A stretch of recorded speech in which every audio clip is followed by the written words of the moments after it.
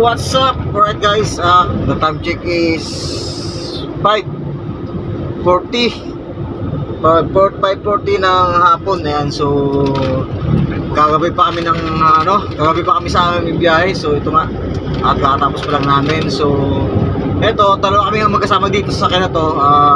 Araw-araw ang biyahe. Yan, yung gabi namin, ginagawa namin, yung gabi ginagawa namin araw. So yan, dahil nga gising kami sa gabi. Yan, so ito kasama ko. Shoutout muna. Shoutout sa nagka-Maragay na po eh. Delgado Mechanic. Shoutout sa taga Oriental Mindoro. Yan, ito nga, siya naman gumanin sa ngayon. So kailangan niya ng panggising. Ayan. So yan guys, kailangan niya ng panggising dahil nga siya naman yung nagmamaneho. So ayan, at katapos ko lang gumaneho kanina. So yan, siya naman. So nagpapalitan kami sa pagmaneho dahil nga walang helper sa amin dalawa, kundi puro driver kami. Parehas kami driver. At walang sa amin, walang helper. So solo namin biyahe. At siyempre mas maganda yung dahil nga minsan napapahinga ka, nakaidlip ka. Ayan, kaya dahil nga yung biyahe namin kasi araw-araw. At minsan nga may loading time kasi kami. Loading time namin sa gabi is merong alas 12 ng madaling araw at merong alas 2 ng umaga. Hindi na rin nakakaidlip. At pagkatapos ganun, inaabot na rin kami ng gabi. Inaabot na kami ng gabi sa pag-uwi namin. So ito nga, yung biyahe namin ngayon, ayan, at inabot na kami ng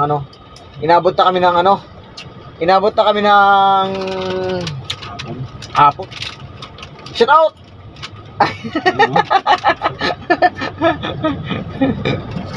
So yan guys, samahan nyo ako sa aking biyahe sa araw-araw. Siyempre huwag nyo kalimutan naman na mag-subscribe sa aking YouTube channel. Ayan. So yan guys, at meron din ako pakiparalan din sa aking FB page. So yan. Hoy, may takban dyan? Pinulis ko yung takban, Ewan ko. Kinakatok yung driver, Pulis pa ng huli. Wala magagawa pag pulis, Illegal parking. So yan guys, at ito nga pala, merong sa ating nagpapa-shoutout. Pa-shoutout dun sa ating mga bagong subscriber. Ito, nagpapa-shoutout dahil hindi ko talaga alam guys na pala, pag nag-vlog ka talaga pala, hindi mo alam kung minsan yung palang nakaharap mo napanood na pala yung video mo. So nagulat lang ako guys dahil nga pagdating namin doon sa area namin, niloko nga ako, biniro ako. Sabi sa akin, vloggers, sabi sa akin. Hindi ko alam na nakapanood pala nila yung video. So yan guys, ito nga, pa-shoutout daw. Pa-shoutout sa may sa may tropa natin dyan sa may Alitagtag sa Batangas. Yan, shoutout. Hindi ko na babanggitin yung company. Yan, boss, thank you very much sa support nyo doon sa kanyang tauhan. Thank you very much sa support. Shoutout dyan sa Ang pangalan ng payat. Makalimutan yung pangalan pa.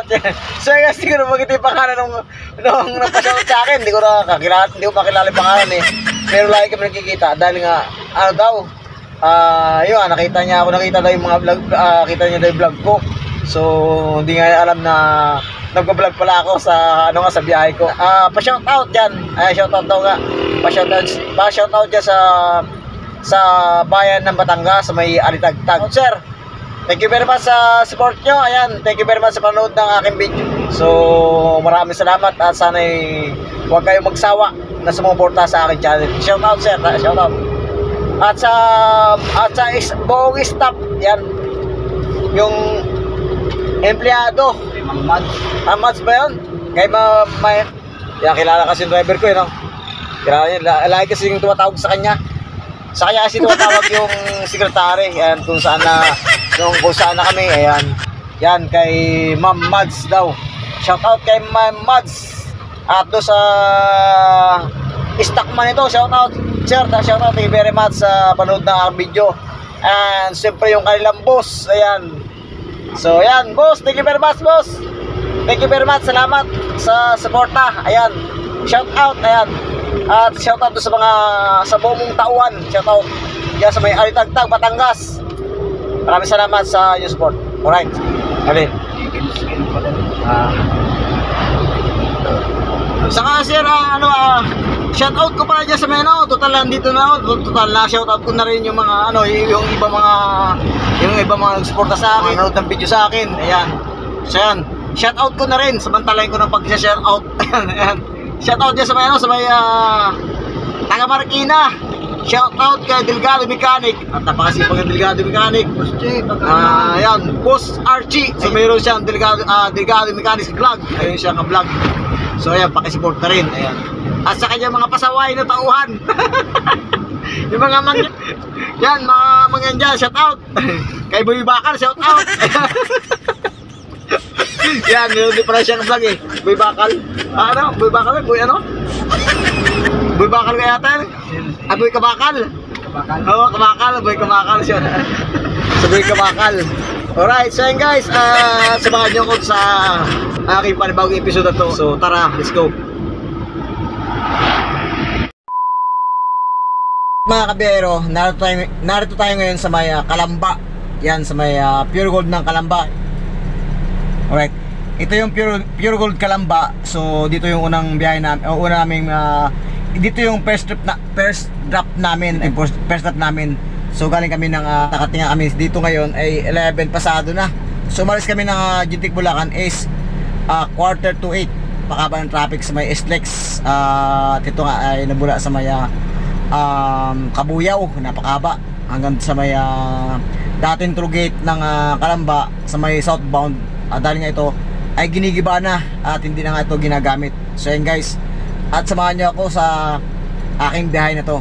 Alright, so ang next na punta namin ay sa may Lima, Batangas, sa may Lipa. Alright, so yan guys, samahan nyo ako, let's go, tara. May kalawakan ditong Pure Gold dito sa may Kalamba, Laguna. At ito nga ay dito yung mga nakaparadang mga sakyan. At dito rin tayo nakaparada. Dahil nga dito kami nag-deliver sa araw na to. At heto nga ay napakalawak na mga parkingan dito. At dito sa may Pure Gold ng Kalamba, Laguna. At nakita ko pa rin itong inasal na katabi dito. Medyo may kahabaan din ang traffic nito. Bago kami umalis ay heto ay akin na pagmasdan itong Burger King at Jollibee. Napakarami din palang mga fast food dito sa may Kalamba, Laguna. At ito nga yung exit na mapalabas ng Pure Gold. Dahil katapos pala namin mag-deliver dito sa Pure Gold.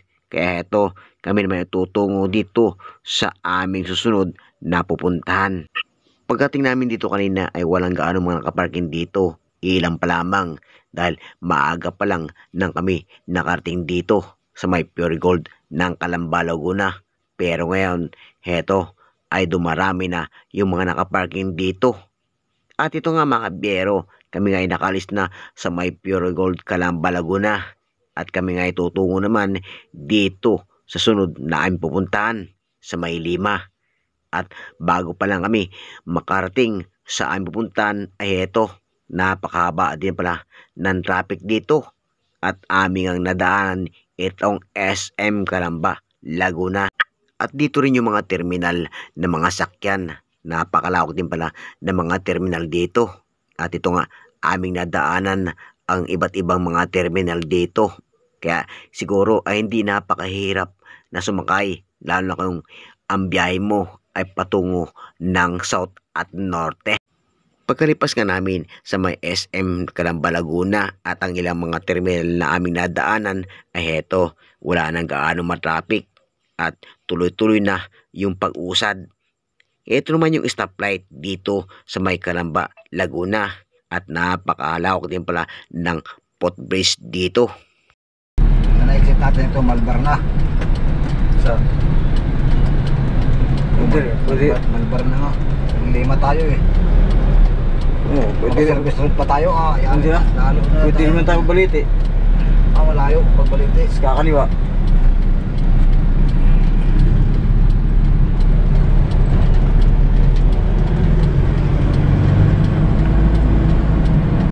Pagkalipas namin sa may stoplight at footbridge ay heto kami kakaliwa rito dahil kapag kumanan ay patungo ng Kabuyaw, Santa Rosa at maging dito sa may Muntinlupa na patungong Alabang. At heto nga mga kabiyero, kami ay kumaliwa rito dahil kami ay tutungo sa aming pupuntahan dito sa may Malbar, sa may Lima, Batangas. At heto nga mga kabiyero ay hindi gaano matraffic nang kami napadaan dito sa kanang bagi. Ito yung palengke nila. At heto, kapag kumaliwa dito ay maaari kang bumalik sa pinanggalingan namin kanina. Napakalawak pala ng footbridge dito. At ito nga yung mga daanan ng mga tao dito na patungo ng SM Calamba, Laguna. Heto nga, at mayroon pa akong nadaanan na napakagandang rotonda. Heto, at napakahaba ang footbridge ito. At habang ako'y nagmamaniho ay aking napagmasdan ang napakahabang footbridge nito. Ito pala yung tagusan na patungo dito sa may SM Calamba, dito sa may Laguna. Ito nga, at aking natanaw itong SM Calamba, Laguna. Ito yung karugtong na SM kanina na aming nadaanan. Ito yung entrance at heto rin yung patungo sa aming pinanggalingan kanina. At ito nga ay kami tutungo na dito sa may Malbar, sa may Lima, Batangas. Alright mga kabiyero, ito nga at katapos lang namin dito sa may Pure Gold ng Calamba. At heto, at kami tutungo dito sa may Lima, Batangas. Alright, so yun guys, at samahan nyo ako. Tayo ay papasok sa may toll gate dito sa may Star Mall, dito sa may Star Toll. Ayan, papasok tayo dito sa may Star Toll. At ito yung SLEX na patungo ng Batangas. Ayan, so ito nga, lalabas na kami dito sa may exit na ito ng Pure Gold nitong Calamba.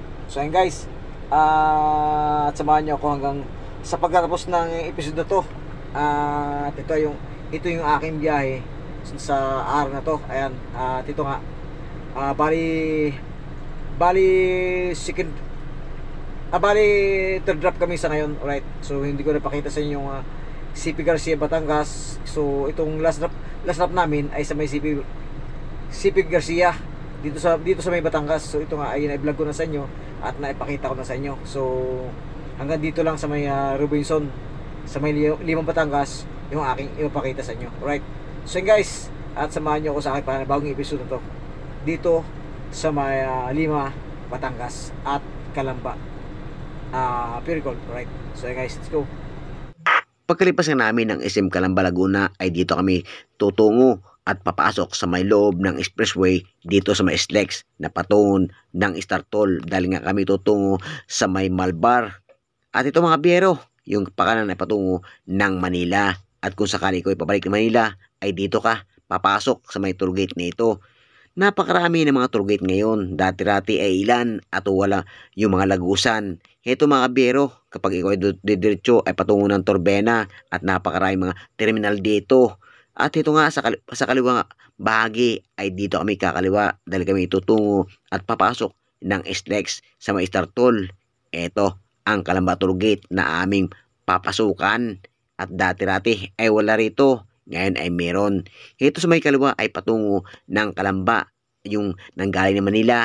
Kaya ito, kami ay nagdahan-dahan na kumaliwa rito dahil marami mga sakyan napakatulin at rumaragasa. At ito nga mga biyero, ay dito kami sa may toll gate nito papasok. Dahil ito ang SLEX na patungo ng Star Toll dahil kami itutungo ng Lima dito sa may Malbar. Ito nga kabiyero, at gamit ka namin ang RFID. Siyempre, ang gagamitin namin ay itong RFID dahil mayroong load ang aming RFID card. At dito sa may kanang bahagi, ito ang cash. At maaari mo rin gamitin to kung may load ang iyong RFID card. At ito nga, ito yung aming ginamit, itong cash line. Pagkalipas ng toll gate ay medyo may kurbada ang mga daan dito. Kaya kailangan dahan-dahan kapag ikaw ay papasok sa panibagong expressway na iyong gagamitin. At ito nga yung SLEX na patungo ng Star Toll. Ito, at dahan-dahan kami pumapasok dito dahil napakaraming mga malaking sakyan ang dumadaan. At ito nga mga biyero, sa kaliwang bahagi ay yung patungo ng Manila. Napakalaki ng pinabago dito sa loob ng SLEX. Dito yung Startol na patungo ng Batangas. At kapag napataan ka dito mga kabero ay napakalawak na. Dati-rati ay mayroong tollgate dito. At dito yung binabayaran kapag ikaw ay nanggaling sa may Kalamba. Ngayon ay wala na. Giniba na. At dito nga sa bawat lagusan na lang ka magbabayad. At kung saan ikaw lalabas. Ito nga mga kabero ay ginagawa na sa kasalukuyan itong SLEX na ito na patungo ng Batangas. At kung sakali ikaw naman papatakbo ng sasakyan ay kailangan tamtaman lamang dahil nga dito ay bawal ang overspeeding. At dito naman yung tollgate na patungo ng Santo Tomas, Batangas. At kung sakali ko ito tungo ng Candelaria maging ang Bicol ay dito ka pumasok at lumabas sa may Santo Tomas tollgate. Dati-rati ay wala ito, ngayon ay meron na. Ito naman ang tollgate na dati-rati ay hindi gumagana at matagal na rin ito. Dati-dati ay gumagana ang tollgate ito, ngayon hindi na at ginawa ng pastro itong lugar na ito. At itong mga bero sa kanang bagi ay mayroong CR dito. At kung sakali ko mga pa-CR at dito ang mga bero ay mayroon ng huli. At ito yung inspection kapag kalbo ang yung gulong ay matitikitan ka at kailangan din may reserba. At ito ang mga bero dahil nga kami tutungo dito sa may lugar ng Lima, Batangas. Kaya kami dito sa may Malbar kami exit. At dito yung aming tollgate na lalabasan. At ito nga ay unti-unti na kami nakarating dito sa may tollgate nito na Malbar. At ito nga mga bero, gamit ko pa rin ang RFID sa kanang bagi. Ito yung cast line. Kaya ito mga bero ay gagamitin ko na ang RFID. Mas mabilis kapag mayroon ka nito. Siya nga pala mga bero, dito sa may south ang gamit ay ATC. At sa may norte man ay RFID. At ito mga bero, kailangan ugaling lagi may load ang ETC card. At yung mga bero, kami kakaliwa rito. Kapag diretso kayo patungo ng expressway. At ito nga yung patungo ng Pier dito sa Batangas. At yung mga bero, kami kakaliwa rito. At ito nga mga bero, ang lugar na ito ay ang Malbar. At sa ilalim ito mga bero, ito yung Startol dito sa may SLEX. At ito nga mga bero, sa may kaliwang bahagi, ito yung patungo ng Manila. At kung sakali ko ay babalik ng Manila or ikaw ay naligaw, ay dito ka sa patungo ng Manila na to. Ito yung pakaliwa. Dito sa loob ng expressway, dito sa may Startol, ay ingatan mo rin dahil meron dito mga nanguhuli ng overspeeding. Kaya mga bero ay kailangan dahan-dahan at katamtaman lamang ang speed ng iyong sakyan. Dahil nga dito ay meron takban, lalo na dito sa may Lipa, Batangas. At ito nga, ang ating mga kapwa bero ay nagpapahinga sila dito at nagpapalipas sila ng takban. At ito nga mga bero, kami kakanan dito sa highway nito na patungo dito sa may Lima, sa may Batangas. At dahil nga kami tutungod ng Robinson dito sa may Lima dahil meron ditong Robinson sa looban. At dito nga yung aming pupuntahan at aming destination na aming dideliveran. At ito nga kami nakapasok na rito at kami nakakana na. Ito nga bero ay walang ganong traffic, napakaluwag dahil nga maaga pa lang. At ito nga akala mo ay kaya lamang. At ito nga kami kakaliwa rito sa may stoplight na to. At aking tanong na nga itong Lima na to. Dahil meron din stoplight, kaya ito, kami pansamantalang nagtambay kanina. Pero ngayon, ay ito, nakabanti na kami dahil green na ang stoplight. Kaya mga bero, kami nakapasok na rito sa may loob ng Lima, Batangas. Ito pala yung Aboitiz Incorporated Economic Estate dito sa may Lima. Napaganda pa dito sa loob ng Lima. At ito, yung way na patungos na aming pupuntahan dito sa may Robinson. At ito aming nadaanan, itong fire station nila dito. Napakalawak pala at napakalaki ng fire station nila dito. Ito, mga kabero, kami kakanan dito. Sa way nito, medyo palusong at mayroong mga bus dito na nakapila. Ito yata yung service ng mga empleyado rito sa loob ng Lima. At ito ay isa lamang ang kailang design, isa lamang ang forma ng bus na ito. At napakarami ng mga bus na ito. Ito nga siguro ang service ng mga empleyado rito sa loob ng Lima. At ito, medyo kurbada rito. At meron pa rito lagusan. At ito mga bero. At napakarami talagang mga bus pa dito. Akala mo ay arkilado ang mga bus ito. At ito yung lagusan na akin nabanggit. Meron palang lagusan dito sa loob dito ng Lima. At ito mga pasin mo mga bero. Akala mo ay walang pupuntahan at walang marating na mall dito. Pero pagsabit pa dito ay makita mo na itong Robinson na ito dito sa may itaas. At heto ay walang humpay ang mga bus na ito na nakapila sa kanang bahagi. At medyo kurbada nga rito mga kabiro sa kanang bahagi ito. At dito nga kami ay paakyat na. At dito yung Robinson na ay pupuntahan. Napakalawak pala ng Robinson na to. At ito nga ay dahan-dahan ko na itong inakyat ang aming sakyan. At malayo pa lang ay akin ng tanaw itong aming pupuntahan. Dahil ang mga sakyan dito ay nakaprada. Yung mga deliver dito na ilan na ating mga biyahero. At ito yung ilang mga parkingan dito sa labas ng Robinson. At ito nga, sa may sakyan ito na aming narating ay mayroon pa nakaparada rito. Nakasama natin sa pag-deliver. At dito na kami ngayon sa may Robinson. At dito, at amin na narating itong aming pupuntahan at aming deliveran. At ito nga ang aking kasama ay bumaba na at daladala na ang resibo patungo dito sa may receiving area. At pagdating ko dito mga kabiro sa may Robinson ay mayroon palang napakalawak na terminal dito.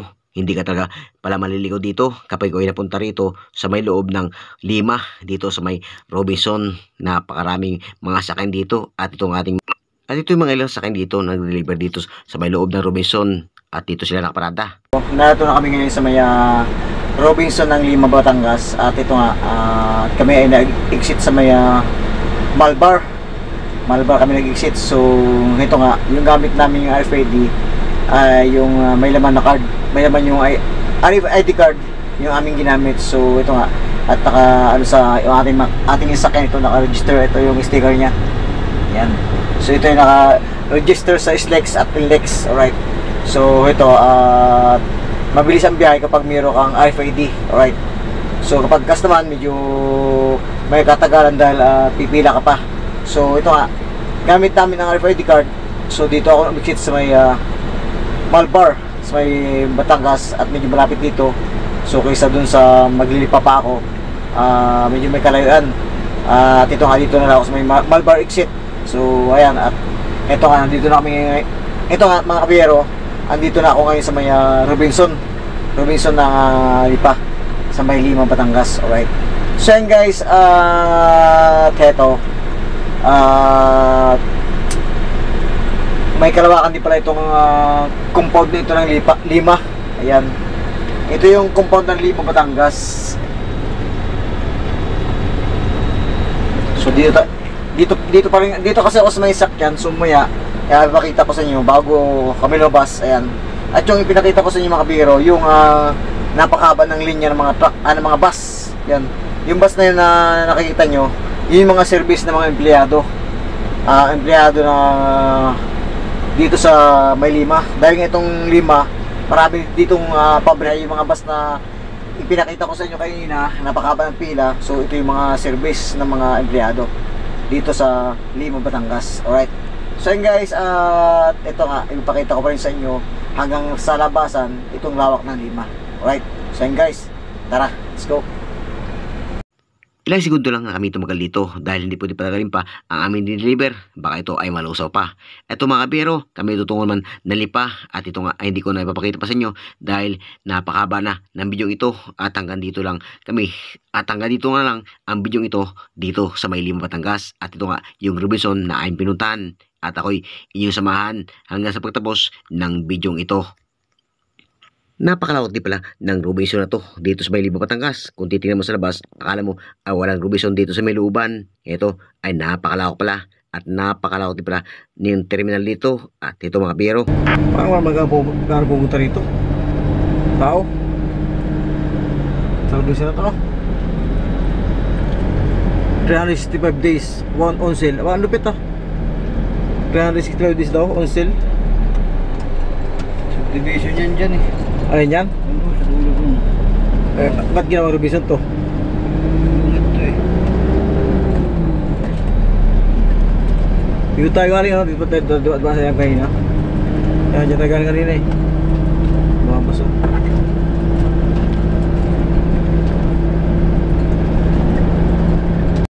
habang papalis na kami dito sa loob na Lima at dito sa may Robinson ay aking talagang pinabasdan kung gaano kalawak ang Robinson na to. Yung nga lang ay wala pang gaanong katato dahil maaga pa lang na kami napunta rito at kami papalis na. At ito mga biro, kami itutungo ng Lipa Batangas. At ito nga, yung labasan dito sa loob ng Lima Batangas sa may Robinson. At ito nga, yung amin na daanan kanina na papasok kapag ikaw ay pupunta dito sa loob ng Robinson dito sa Lima. At ito nga ay mayroong mga pedestrian dito. Kaya kailangan magdahan-dahan dahil dito ay mayroong mga tumatawid ng mga tao dito. Kaya ito ay dapat mapabigyan at tulad ng mga dalagiding na ito.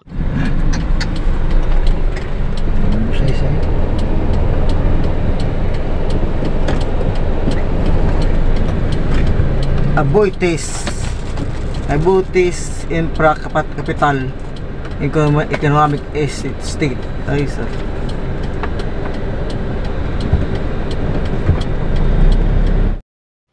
Ito yung labasan at entrance kapag ikaw ay galing dito sa may Robinson, sa may Lima Batangas. Kaya mga biyero ay mayroong istapret dito. Kaya ito ay pansamantala kami nakatambay dahil inintay pa lang namin na magkulay green ang istapret upang kami umbante. At ito ay aking pang natanaw, itong si Jollibee na bida ang kanyang kasiyahan. Ito mga biyero, kami umbante na. At heto nga, ako mapapalam na at maraming salamat sa patuloy niyong pagsubay sa channel to. At ako inyong samahan sa aking panabagong biyahe. At samahan niyo ako. At kung saan ako naroon ay nandun kayo. At itong mga bero nga, itong entrance kapag ikaw ay tutungo dito sa loob ng Lima Batangas dito sa may Robinson. At ito nga ay napakalawak nito at napakaganda pala dito sa loob ng Robinson.